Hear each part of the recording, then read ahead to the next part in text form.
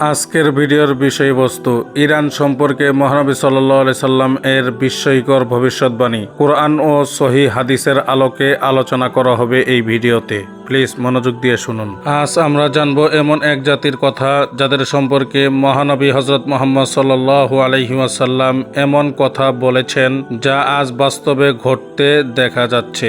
এই জাতি হলো ফার্স জাতি, আজকের ইরান। পবিত্র কুরআনে সূরা রোমের 2 থেকে 4 নম্বর আয়াতে মহান আল্লাহ পাক রব্বুল আলামিন বলেন, কুরআনের ভবিষ্যৎ ইঙ্গিত রোম বনাম পার্সিয়া। আউযু বিল্লাহি মিনাশ শাইতানির রাজিম। আলিফ লাম মিম গুলিবাতির রুম ফি আদনাল আরদি ওয়া হুম মিন বা'দি গালাবিহিম সায়াগলিবুন ফি বিদ'i সিনিন। আয়াতের অর্থ, রোমানরা পরাজিত হয়েছে, কিন্তু অল্প কয়েক বছরের মধ্যেই তারা আবার বিজয়ী হবে। আয়াতের ব্যাখ্যা, এখানে যাদের সাথে রোমানদের যুদ্ধ তারা ছিল পার্সিয়ান সাম্রাজ্য, অর্থাৎ আজকের ইরান। এই ভবিষ্যৎবাণী কুরআনে নাজিল হওয়ার সময় সবাই এটাকে অসম্ভব মনে করেছিল, কিন্তু কয়েক বছরের মধ্যেই কুরআনের কথা হুবহু সত্য হয়ে যায়। আলহামদুলিল্লাহ।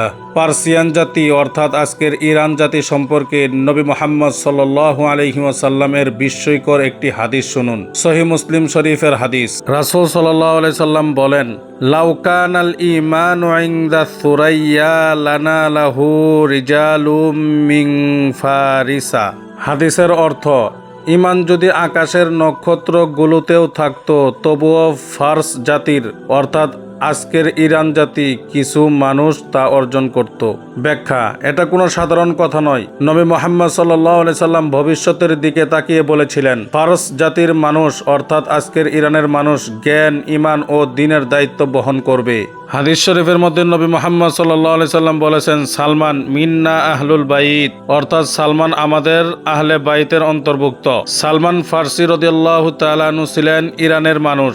নবী মুহাম্মদ সাল্লাল্লাহু আলাইহি সাল্লাম তাকে শুধু সাহাবী বলেননি, বরং বলেছেন তিনি আমার পরিবারের অন্তর্ভুক্ত। এটা ইরানিদের জন্য এক বিশাল সম্মান।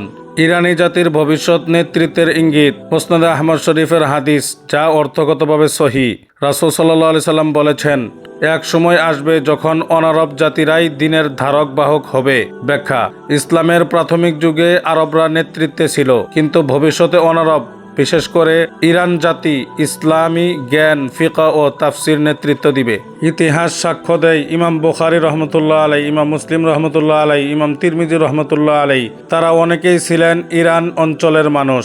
আজকের বাস্তবতা, আজও আমরা দেখি ইরান অঞ্চল থেকে এসেছে বহু আলেম, মুহাদ্দিস, চিন্তাবিদ। যদিও রাজনৈতিক ভুল থাকতে পারে, কিন্তু জাতি হিসেবে তাদের উপর নবী মুহাম্মদ সাল্লাল্লাহু আলাইহি সাল্লাম এর এই ভবিষ্যৎ প্রশংসা অস্বীকার করা যায় না। নবী মুহাম্মদ সাল্লাল্লাহু আলাইহি সাল্লাম কাউকে অকারণে প্রশংসা করেননি। এই হাদিস আমাদের শেখায়, আল্লাহ যাকে চান তাকেই দ্বীনের জন্য বেছে নেন, আর ঈমান জাতি দেখে নয়, তাকওয়া দেখেই দেওয়া হয়। ভিডিওটি ভালো লাগলে লাইক দিন। ইসলামিক সত্য জানতে চ্যানেলটি সাবস্ক্রাইব করুন। এই বার্তাটি ছড়িয়ে দিন, কারণ সত্য আলো ছড়ায়।